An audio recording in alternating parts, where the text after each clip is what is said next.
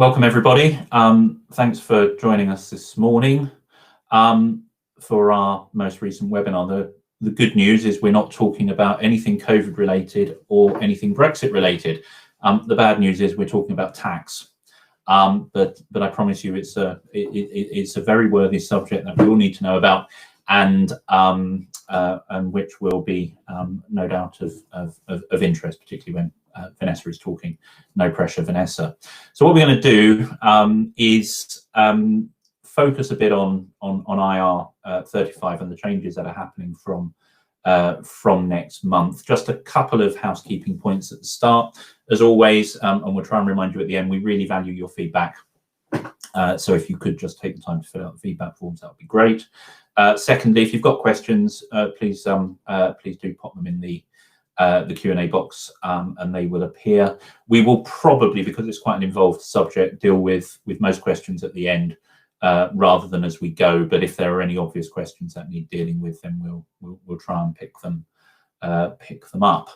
So what we're going to be talking about today, I'm going to start off, and we're just going to do a bit of a history lesson on IR35, what it is, why we've got it, and then I'm going to pass over to Vanessa, who's going to talk through the reforms and how to manage the process that's coming in, and which one way or another many of us are going to have to comply with, and then we'll finish off with just looking at what practically we can do around preparation, and then hopefully have left some time for questions.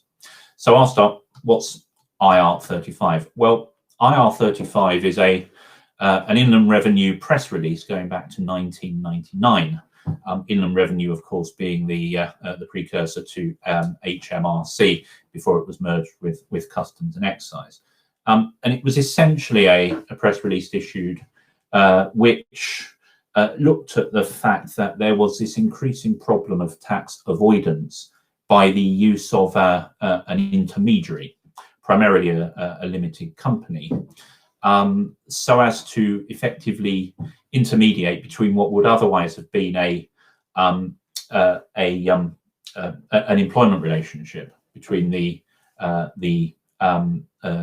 individual, the worker, and the client, the end user, and those services, rather than being provided directly by that worker, that employee, to the client, the end user, were going through an intermediary. And this intermediary was enabling the worker to pay themselves in a more tax-advantaged way to the expense of the exchequer. And so, in essence, the idea behind IR35 was to recognise that fact and to make it clear that that practice should not continue, and instead there should be payment of tax as if this person was an employee. And this was later enshrined in the 2003, I think it is, Income Taxes, Employment Pensions Act. Always a riveting read. So it's IR35, as I said, it was a press release which has now found its way into tax legislation, and it's an anti-avoidance measure designed to really increase the amount of tax coming through. So, as I said, it applies whenever we've got this intermediary, this body that sits between the worker and the end user, the client. Normally, that's a personal service company. It can be another form of intermediary. It can be a partnership, or it can be some other form of unincorporated association. But normally, it's a personal service company. That gives a degree of cover to the individual concerned, and it also enables the individual to pay themselves from the company in tax advantage ways, using a lower salary plus dividends, for example, allowing the individual to offset other business expenses and potentially, employ other people within that company.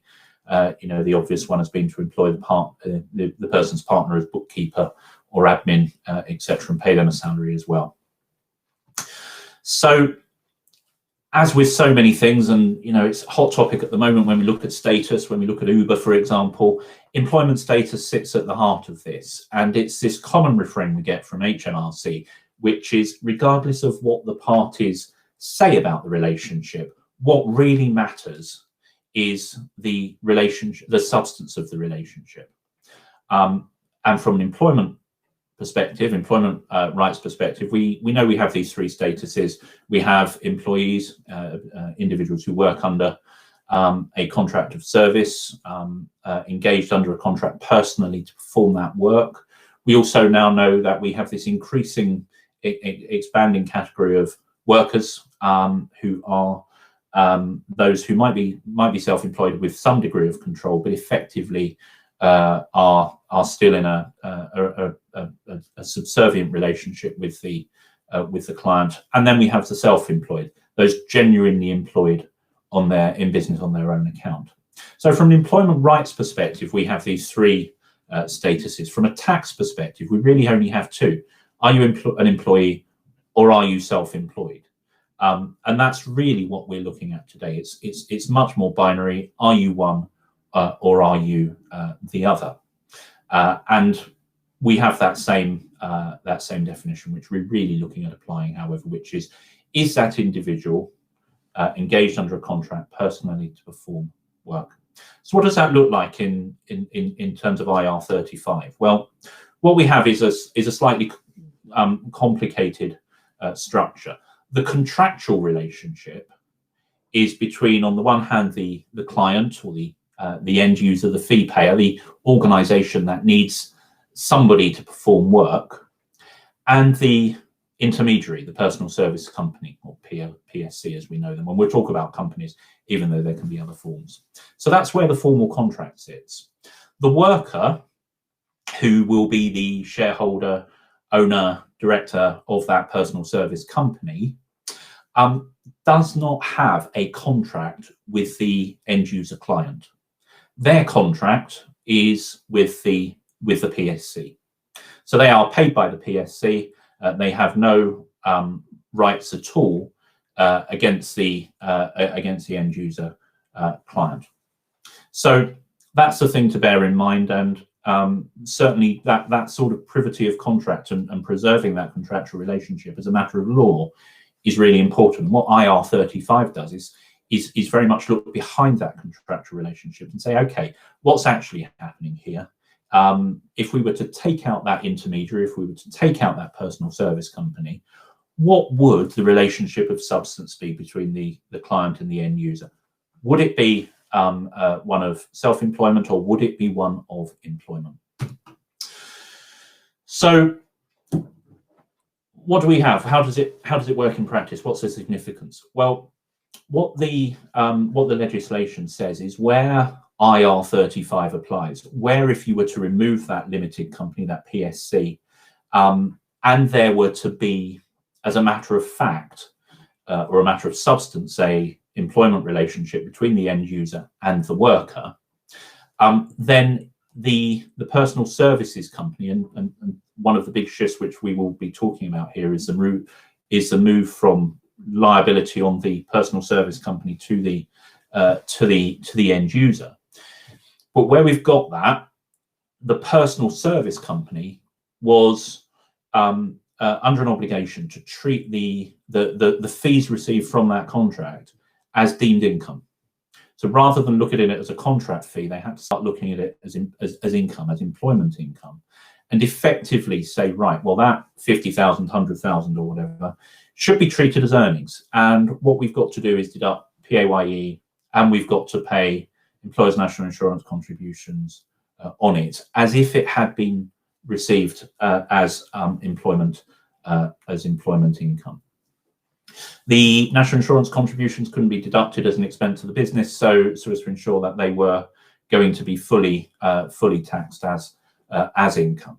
So at this stage, all the onus on the personal service company and effectively on the worker to ensure that that income was recognised as deemed employment income effectively, and it was taxed accordingly. So still at this stage, no obligation really on the end user, on the client, organisation.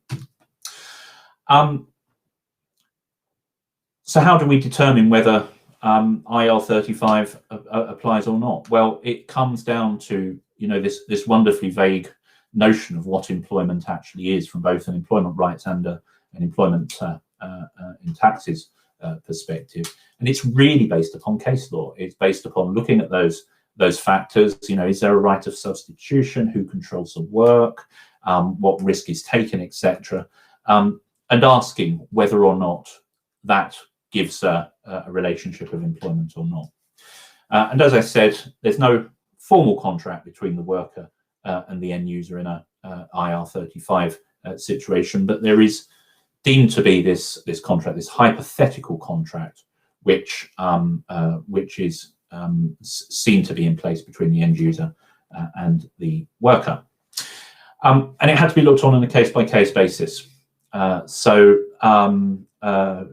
You know, you may have a PSC. It may be the case that this PSC is 70% of the time not engaged in activities caught by IR35, but then one big contract comes along. The worker and the PSC are engaged with that end user on a 6, 8, 12-month assignment, and for that particular engagement, then IR35 could apply.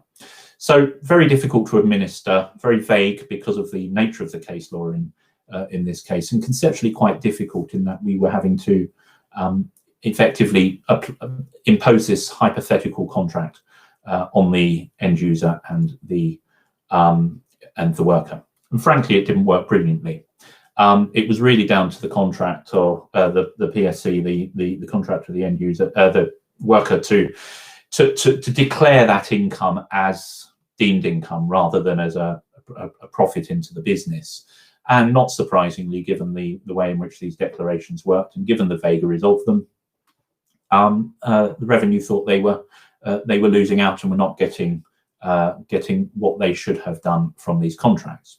So they started to look at how they would resolve this, and they started to say, well, at the moment, the end user, the organisation, the client is getting all the benefit because they're not having these employees on their books in any way at all, but none of the risk. So let's look at starting to impose obligations on them to help us administer IR35, because we think actually they'll be more compliant than the PSC and the worker. So in 2017, off-payroll rules were introduced for the first time, which applied to the end user client. Now, at this stage, they only applied to public sector organisations. But essentially what they said is, public sector organisation, end user, we now want you to do the assessment wherever the off-payroll rules apply, wherever you are engaging the services of an individual via a PSC intermediary.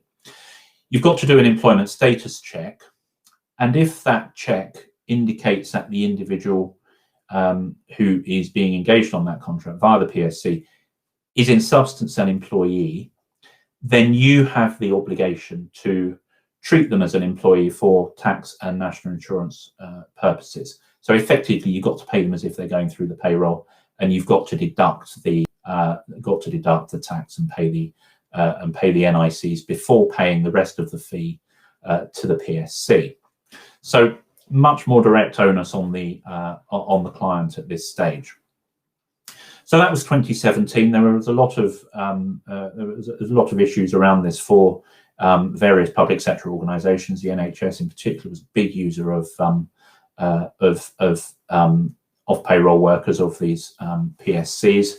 And it led to changes to contract fees in many cases, renegotiations of the terms of the contracts, and policies coming in when those organisations largely just said, well, we're just going to treat everyone as if they've as if the off-payroll rules apply, and we're going to deduct tax. So quite a lot of consternation at that particular point. However, the revenue do believe that in the first year afterwards, it contributed about another 250 million to the the exchequer in terms of tax take. So it was seen as being, on one analysis, quite successful. Very little additional work for HMRC to do, putting the burden onto the end user and leading to quite a significant tax take. So that really sets the background for where we are now, and for the next stage of the HMRC reforms in this area, which looks at applying those public sector obligations more widely to private sector organisations. So this is where it becomes relevant for many of us, and this is a point where I'm going to pass on to Vanessa, who's going to take us through what that really means. Vanessa, over to you. Thanks, Matthew. As many of you will probably already know, these reforms were due to come into force April last year, April 2020, but they were delayed due to the pandemic. However, it has been confirmed on a number of occasions that these reforms will be coming into place at the beginning of next month. Not least probably because the government needs all the tax it can get at the moment, given the amount it's been spending out on furlough and all the other sorts of things. So we know for certain that these reforms will come into place in a matter of weeks. So what are we going to be looking at? So yes, they're going to apply to the private sector, but they're going to apply to medium and large businesses in the private sector who use a contractor workforce. We know that under the regime, the responsibility for making the employment status determination is going to rest with the end user client, not the intermediary. And if the determination is deemed employment, then the fee payer must pay, must operate to the PAYE. There will be penalties for non-compliance. And although there's an exemption for small businesses, the old regime is still going to apply. So basically where the end user client is a small business, then it will be the intermediary that will still need to make the status determination and operate PAYE. So what I'm going to do now, well, actually in a minute, what I'm going to do is just kind of take you through some of those definitions of the words of the terminology I've just used, such as what is a medium and large business, what is an end user client, and who is the fee payer. So we will look at those, don't worry, but that just gives you a snapshot. And on this next slide here as well, what I thought it would be useful to do, especially for those of you who may be more familiar with IR35 already, is to kind of give you a summary of what's new under the regime from next month. So the first thing is the cascade of status determination, and we are going to talk about that quite a bit this morning. So essentially what will happen is that the end user client will tell the next in the chain and the worker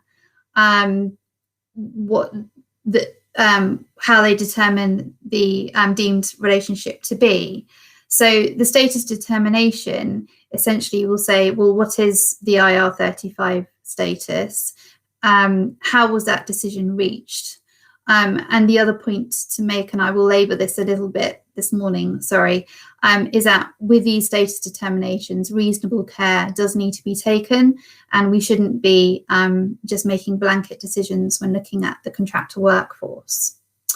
The other thing that's new is that the PAYE and the national insurance contribution obligation for the entity that fails to communicate the status determination. Sorry, I didn't explain that very well. So essentially what will happen is the fee payer needs to make the PAYE deductions. But if, as an end user client, you fail to communicate the status determination as you should be doing so under the regime, then actually that obligation to deduct PAYE will shift back up to you. So that's why it's really important that we get the status determination right and take care with it. And again, we'll look at this a little bit later, but there's a liability transfer. So again, if the end user client doesn't provide the status determination, or if it does provide it but doesn't take reasonable care, then that client can be held liable for tax, even if we said that IR35 applies. So we do need to be careful. There is a new client-led status disagreement process, and that is essentially where a status determination has been made and passed down the chain, but the worker perhaps disagrees with the status determination.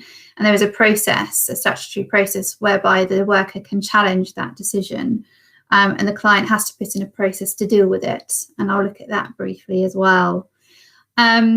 We have the small company exemption, and that, I understand, has been put in place because the government does recognise that there is going to be an administrative burden on companies in complying with the rules, and therefore they have put in a small company exemption, so small companies don't need to do the status determinations.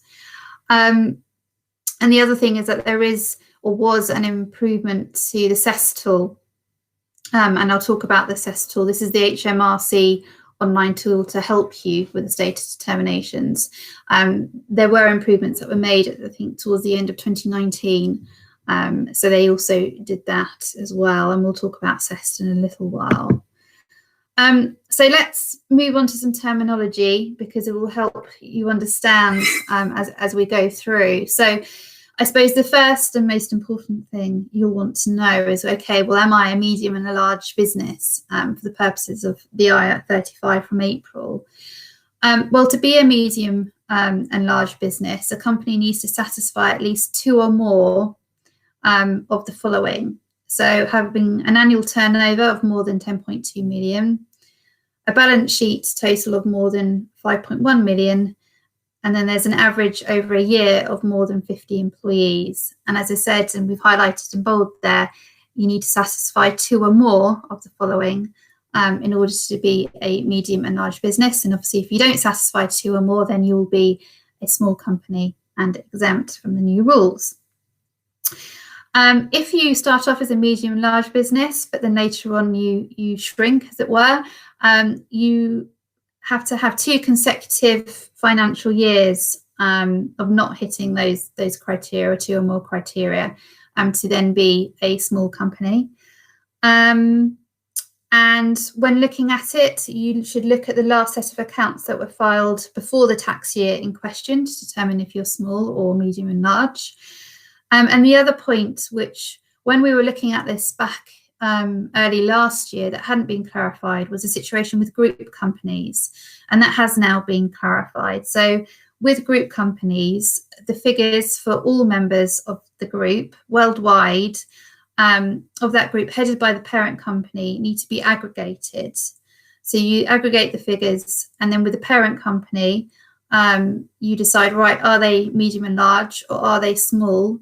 And that decision then applies to all of those companies in the group. So if the parent company is medium and large, then all the other companies in the group will be medium and large, notwithstanding that an individual company may actually be small. I hope that makes sense.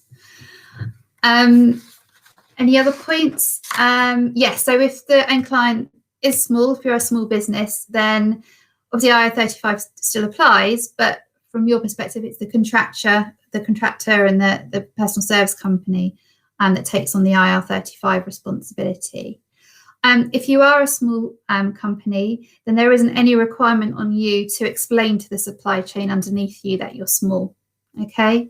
Although expect that you may be questioned when others in the chain are recognising what their role is, that you may well be asked the question, are you a small or a medium and large business, so they can determine what they need to do. And always focus on the end user client. So it doesn't matter if you have a contracting chain, and we'll look at some chains in a minute. If, for example, the agency is small, we don't look at that. What do we need to look at? We need to look at the end user client and whether they are medium and large or if they're small. So looking at some other terminology, we have end user clients. Now, generally speaking, this is the highest entity in the contractual chain. But I say generally for a reason, and that is because it's not always the case that it will be the highest entity in the contractual chain. So, for example, if we have an outsourced function as opposed to a contract for supply of labour, then the end user isn't the client, and actually the outsourced provider becomes a client for purposes of IR35. So to put that into context and to give you an explanation, let's take the example of a bank. as a client, and they contract out catering services. And so that's a fully outsourced service. So it's a catering service. Now, if a worker in the catering service contracts with a catering company via PSC, the bank itself doesn't need to be worried about the IR35 regime.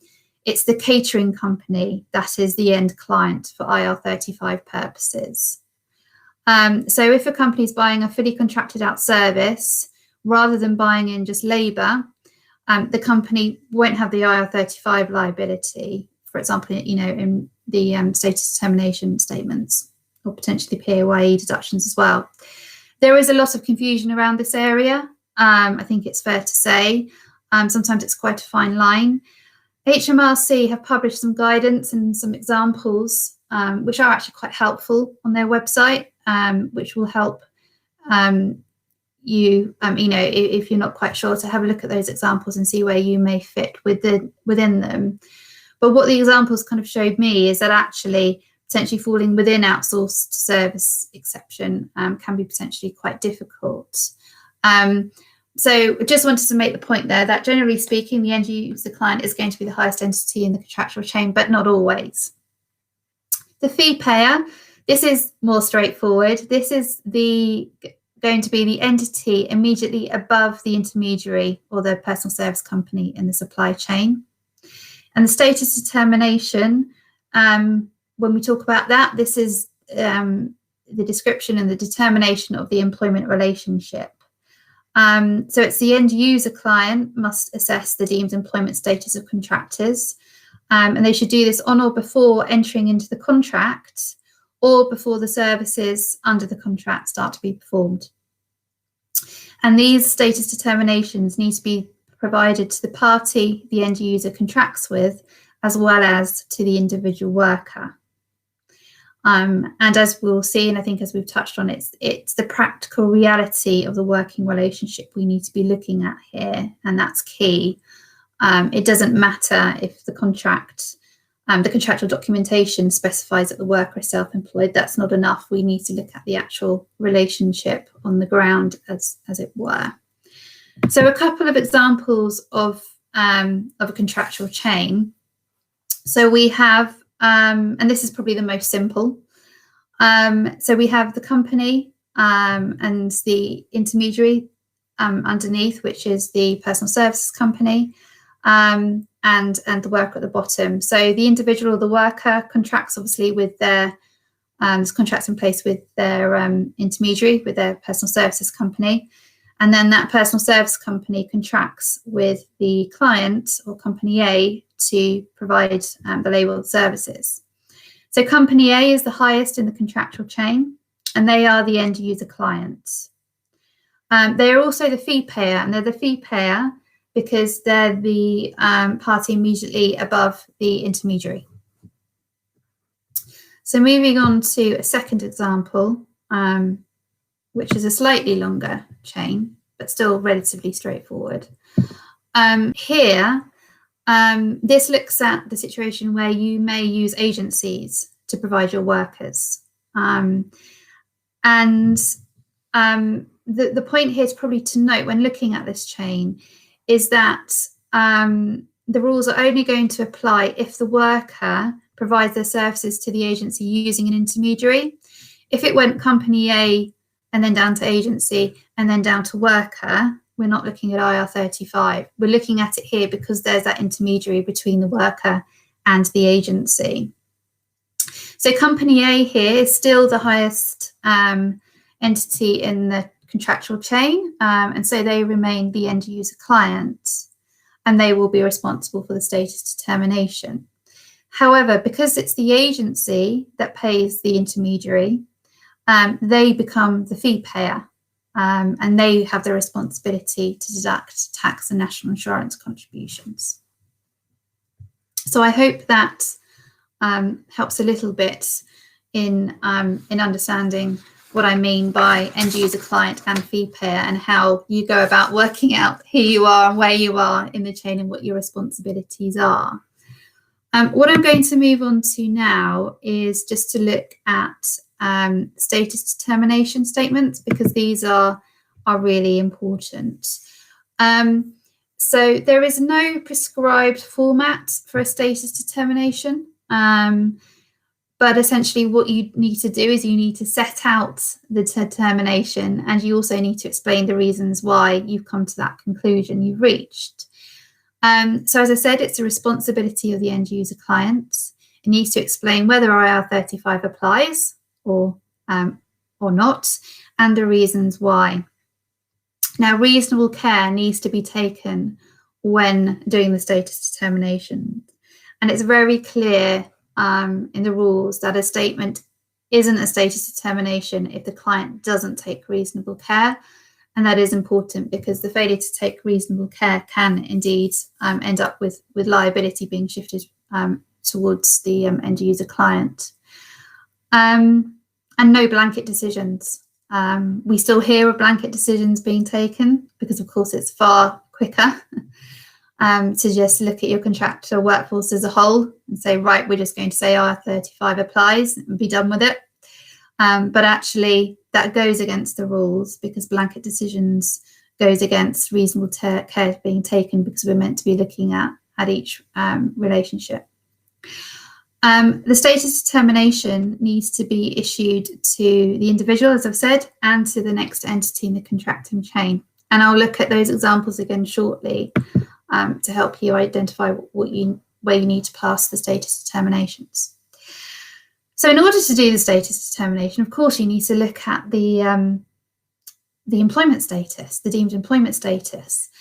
Now, this area of law would quite frankly be a whole webinar in itself. And so please bear with me, because actually what I'm going to do is skip over it really, really quickly.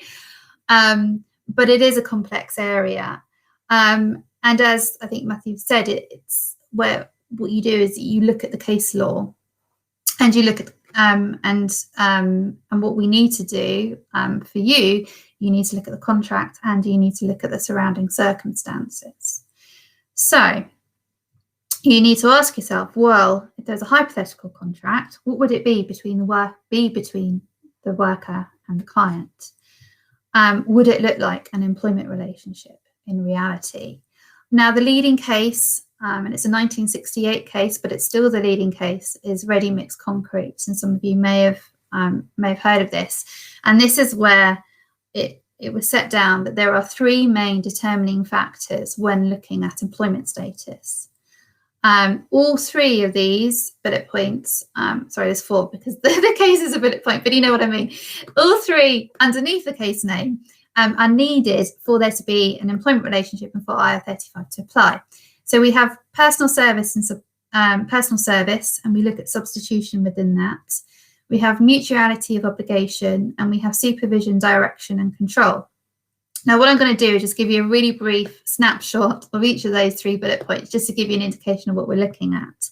So firstly, with personal service, the question is there an obligation on the worker to provide the service, to perform the work, personally? Now, what fits in with that is the question, well, okay, is there a right for that worker to substitute somebody else to do that work? And if so, is it an unfettered right? Now, if it's an unfettered right, then that's pretty much a silver bullet in terms of saying, well, okay, IR35 can't apply, because if I can substitute somebody else to provide the service, there's no obligation on me to provide those services personally, and therefore IR35 won't apply. But where it gets a little bit, let's drill down to the detail, is actually is the substitution right in that contract, is it absolutely unfettered? In reality, is it unfettered? So if a worker has to ask permission to substitute somebody, or make some form of a request to provide a substitute, or if there's some kind of form of approval process, then HMRC are actually taking a pretty tough line on this, and they say of the view that it's not an unfettered right to substitute.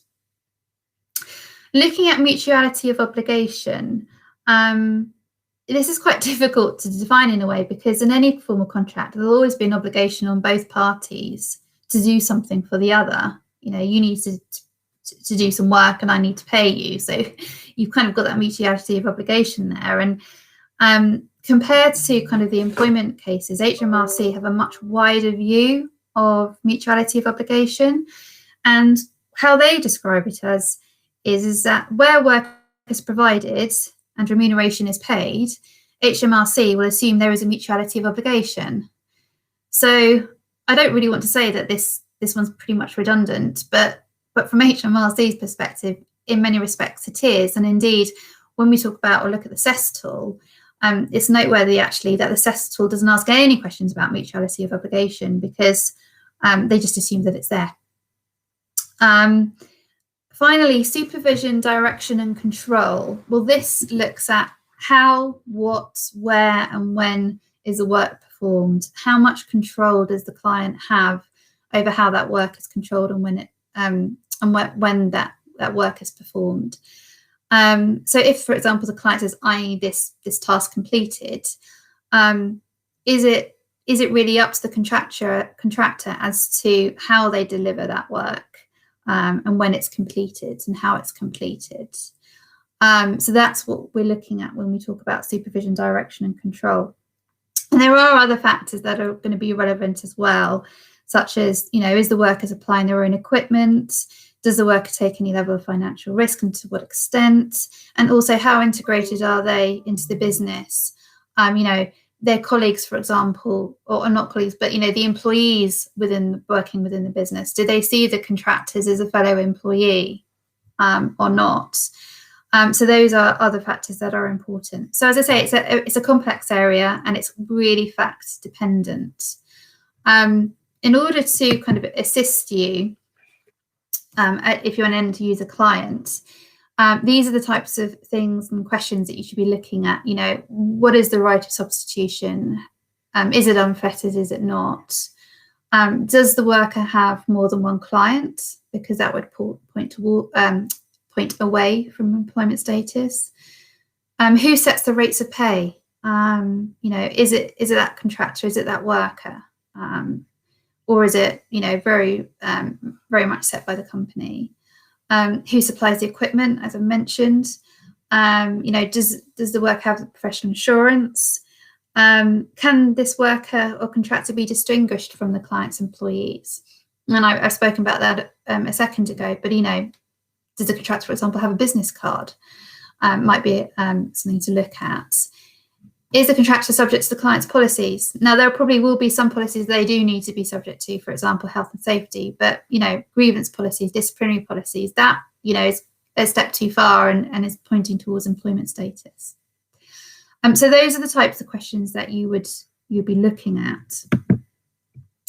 And as I said, it's not just looking at the contract. You will look at the contract, but you also need to look at the reality of the situation. So just a moment on CEST. So CEST is the HMRC online tool to assist end user clients determine if Ir35 applies. Now, HMRC say that they will be bound by the outcome of CEST, provided, there's always a catch, provided the correct information is put into that tool. It is voluntary.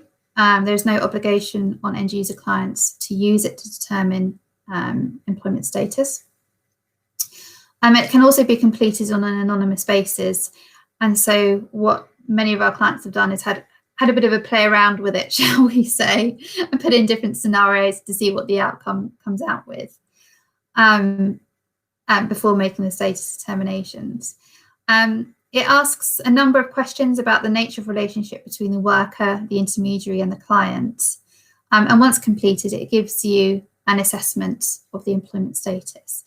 Now, HMRC says that it provides a definitive result in 85% of cases, but it has been heavily criticised. And in fact, that figure from commentators and people who use it seems to be about kind of 80% of cases, that there isn't a definitive answer. And of course, if you don't get a definitive answer, that kind of makes you question, crikey, well, if CEST can't work it out with all their questions, how on earth am I meant to be working it out? But, you know, it's not perfect. Obviously, as I said, approach it with a bit of caution.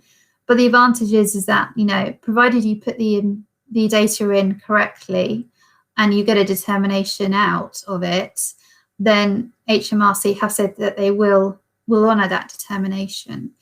And so we suggest that, you do use it as an initial guide, but also you, alongside that, perhaps carry out an independent assessment to take account of the nuances, perhaps in your relationship between the client and the worker. But it is there, and it is a useful tool. Failure to comply with status determinations, as I've said, may pass liability for PAYE to the end user client and not the fee payer. And we'll look at liability shifting in a moment. And then obligations to pass down the status determination in the chain. So going back to our original examples, and this is where the company, the end user client, and the fee payer, that status determination will have to go to the worker and also the intermediary as the next part of the contracting chain. In this example, with the status determination, the company will need to pass it to the agency, as that's the next party in the contracting chain. And also, always remember, it needs to be passed to the worker directly as well. And the agency, for their part, will have an obligation to pass the status determination down to the intermediary as well. And obviously, with longer chains, you can see it being passed down. Just a few moments on the client-led status disagreement process. It's really just to make you aware that it's there.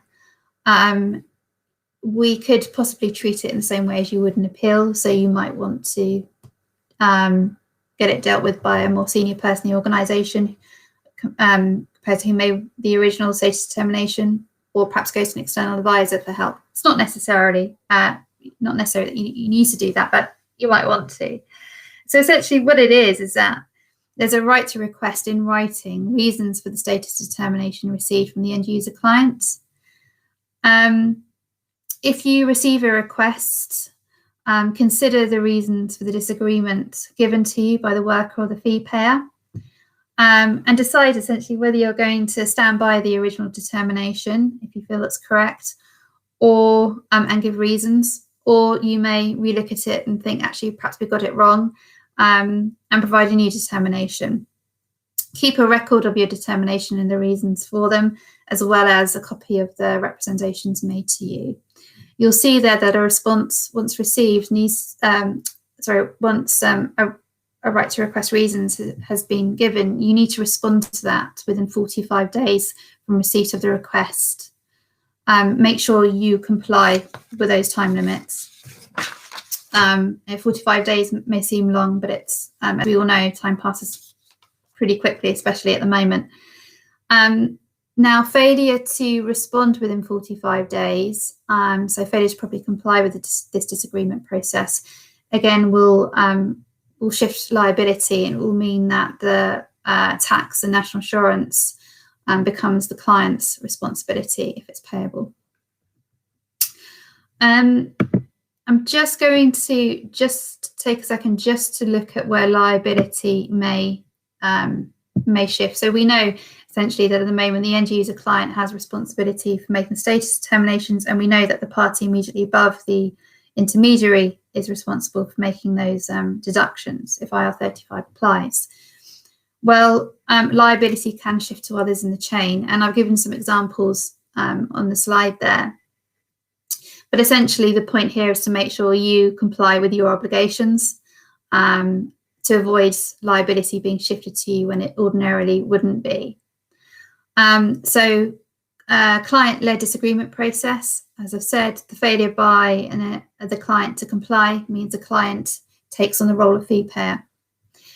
If the client fails to carry out the status determination, and importantly, or if it carries it out but fails to take reasonable care, then again, the client retains the role of fee payer until it does so.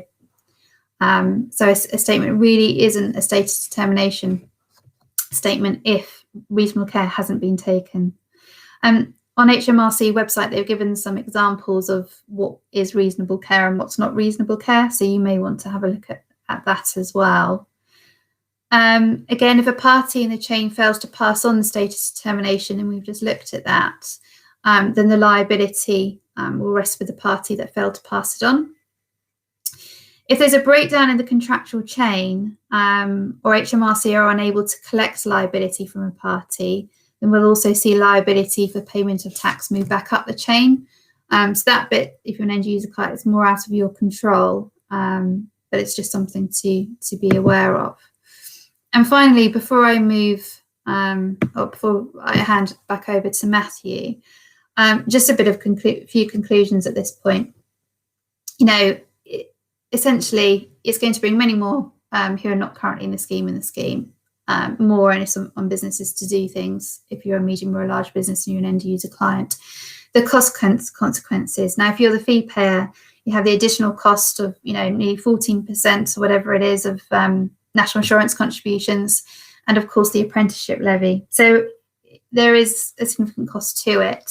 And the commercial impact is, well, what have we seen from the public sector so far, and what are we seeing at the moment? Well, many agencies are saying they're unwilling to deduct and report tax through payroll. So many agencies are actually bringing in umbrella or payroll companies into the contractual chain. And this is where the umbrella company actually employs the individual. So the PSCs, the personal service companies, fall away. It's potentially an unforeseen result really for the government. I mean, of course, they'll still get the tax and NICs, but umbrella companies are sometimes more difficult to regulate. So there'll probably be some clamping down on those. And we've also seen some really risk-averse public sector organisations as well, who've just said, right, blanket decision, all the contractors, we're applying our IR35 across the board. Sorry, guys, we'll have to get on with it. And, you know, legislation is clear that we shouldn't be making blanket decisions and looking at each engagement. But what we have seen some blanket decisions in the public sector, and we have seen them being challenged and go to the tax tribunal as well. And we've also seen some contractors leave the public sector as well because of the tax consequences, because of course it affects their pay as well. Final point, HMRC have confirmed that during the first year, so from April 2021, they're not going to be imposing any accuracy penalties unless there is deliberate non-compliance. But they have, and they've also pledged not to use any information under the off-pay working rules to open up IR35 investigations for earlier years as well. And so that provides some comfort. But of course, that grace period of a year of accuracy penalties is just for that year. Right, well, I've spoken for far too long, most probably. So I'm going to pass back over to Matthew. He's going to talk about preparing for the off-payroll working rules. Thanks, Vanessa. Yeah, we'll have a whistle-stop tour through what you need to be looking at. This is one of those areas where some organisations are having to do an awful lot of preparation. Some will need to do a bit of ad hoc preparation because they only occasionally have an intermediary as a provider, and some, if they're not medium or large organisations, will not really have to do anything at the moment. The slides will be available, and there's quite a lot on the slides, and I'm reasonably short of time, so we'll go through them quite quickly. But the first thing we need to do is just to really assess the current workforce. Look at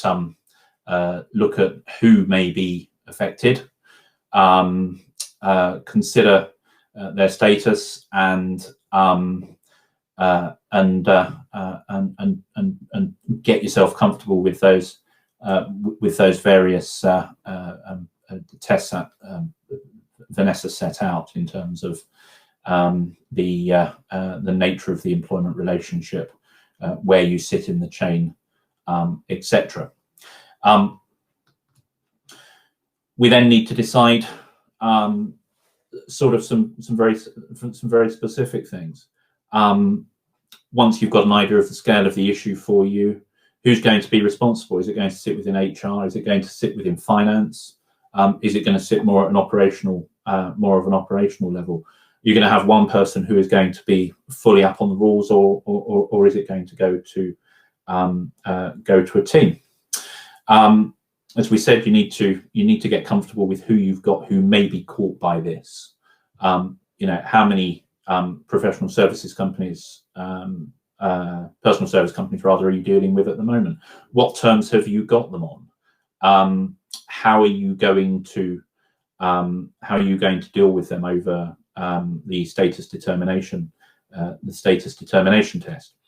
As Vanessa also made clear, you know, there can be some complex labour supply chains here, and it's a case of identifying who is responsible for what, and then how you are going to communicate to them what they need to communicate.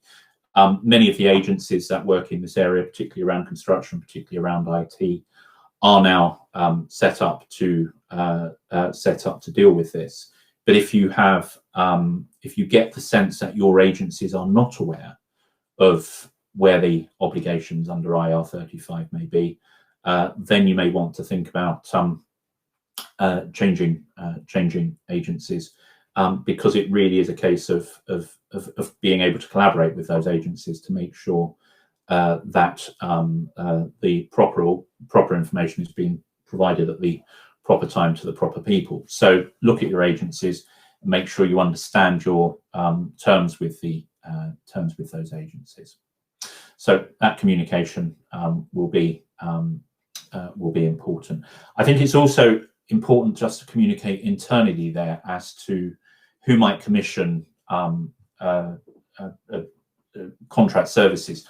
Often we find that there are a number of processes and procedures around engaging an employee or taking on a new employee, and that will go via HR. But if you are used to your operational guys being able to take on contract labour very easily without a central process, then I think there's a risk they will fall foul of the IR35 rules. And so there's a need to make sure that that they know what they're doing. We need to look at the effect of having these determinations, status determinations, on the individual themselves. Bitter experience tells us from the 2017 reforms, when this came to the public sector, that many individuals just said, well, I'm not going to do it anymore. You know, if you're going to use this to somehow chip me by taking off the full amount of PAYE and employer national insurance contributions, then I am going to be left significantly out of pocket, and I'm going to go and look for something else to do. And certainly there was a bit of a panic around some NHS organisations with key contractors and making sure they kept them on board. So it can have quite a significant effect on what you're paying. We need to make sure that the terms that you are engaging with various parties on take into account the new rules. You know, there may be a need to look at the contracts you've got in place and try to use those contracts to put yourself in the best position possible to be able to defeat an employment status finding. And there, for example, if we take the case of substitutes, many contracts will have in them that the right to substitution is fettered, that you as the client can vet, etc. However, if you're not doing that in practice, and that there are regular substitutes provided, then you might want to change your contracts to remove that fetter, and that will move you more towards having the genuine self-employment situation. Also, just consider the consequences of the parties not doing what they should be doing under the contract, and look at putting in place indemnities in the event that, for example, you might receive a certificate which is untruthful, and that may have an impact. Or you may want to ensure that you can terminate the contract if you feel that the status is not right, or there is a dispute over status in some way. So number of things around looking at the review and then potentially renegotiating your contracts. I think it's possible we will see organisations moving towards a different working pattern. Certainly, Vanessa mentioned umbrella contracts before and how umbrella organisations may look at providing workers. They have been regarded with a great deal of suspicion by HMRC in the past. But certainly, I think we could see a revival in umbrella organisations providing workers rather than going through the more traditional agency structure or engaging workers directly through the PSC. You're going to need some processes, as Vanessa said. When you're doing those assessments, they've got to be done in each individual case. You can't rely upon a blanket case. I think many employers there are doing a bit of risk assessment. As Vanessa said, some of them are acting in a very risk-averse way and just putting a blanket, you're covered by IR35, we're going to be deducting tax, etc. I think it's possible you could take the opposite approach and say, well, actually, we use contractors very infrequently, and all of those that we use tend to have more than one contract, or we only engage them for a very highly skilled way of doing things. So we're going to take that SDS assessment and apply it on a blanket case. There is risk associated with that, but you may decide it's a risk worth taking. You need to make sure you know how to communicate that information both up and down the supply chain. You do need that dispute resolution procedure. There's not a lot of detail around that, other than the requirement to act within 45 days and the consequences of not doing so. So do think about having a procedure and maybe attach it to as an appendix to the contract, just so everyone can see what process you will be following. And that also will aid with the last of those, which is consistency. So lots to do there. Do focus on your outsource arrangements. As Vanessa said, a sort of genuine outsource arrangement should not be caught by this legislation, but again, different people will take different views as to what the precise nature of the arrangement is, and they again may be affected by risk aversion or the desire to take on some risk. So again, all of those arrangements where you're using workers from outside of the organisation really need to be looked at, and you need to be keeping them under assessment in the longer term. And finally, make sure you've got that paper trail.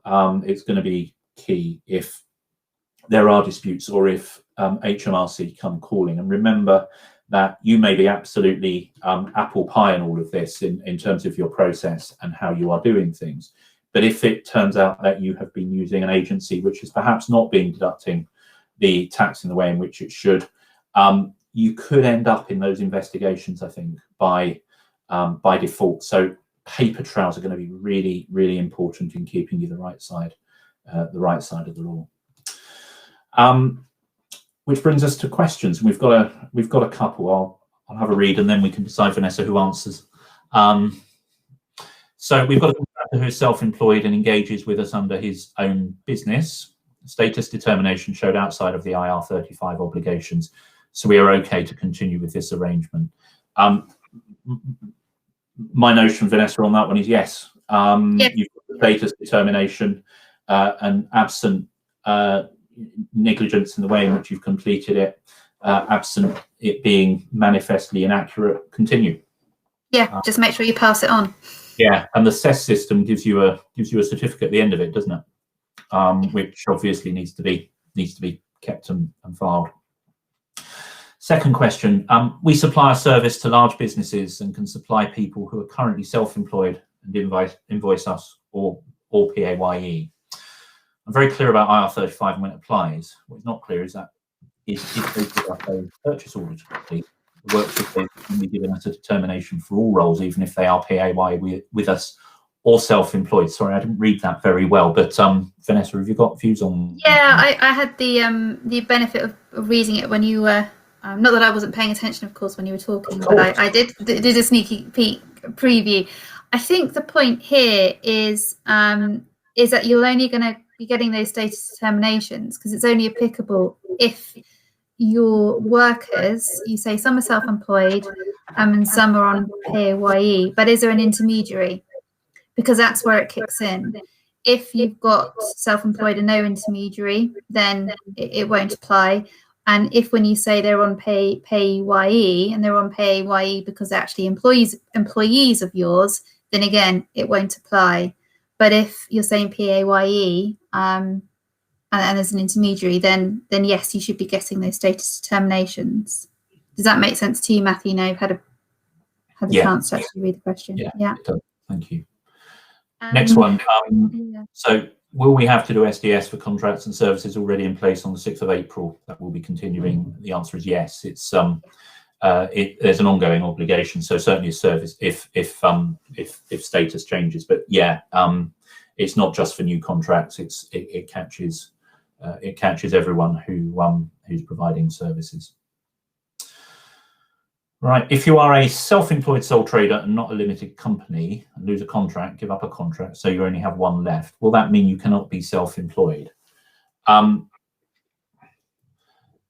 So this is not really about IR35, it's more about where you've got the traditional self-employed employee conundrum, are you one or the other?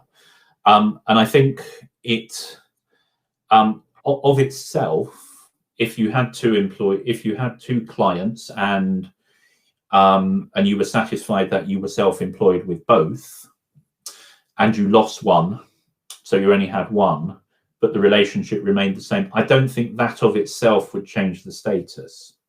I think, however, you would need to be careful just about a few factors which may weigh in the balance. First of all, if you've lost one and you've only got one left, you might find yourself spending more time on that one.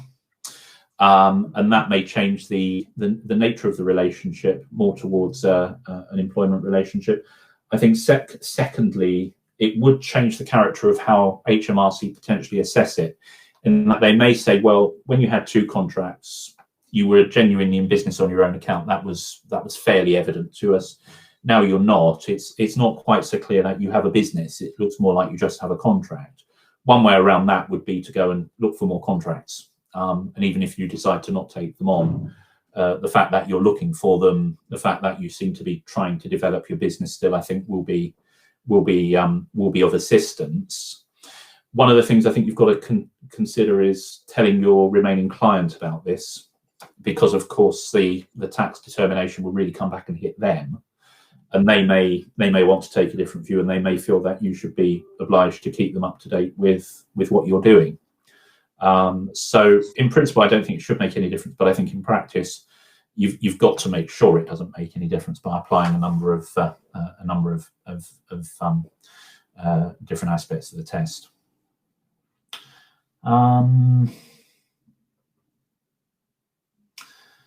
If we determine a worker outside IR35, a high-skilled worker, when selling our services to the clients, do we need to make it clear that they are a contractor, as this is about selling services to a client and not about their employment status?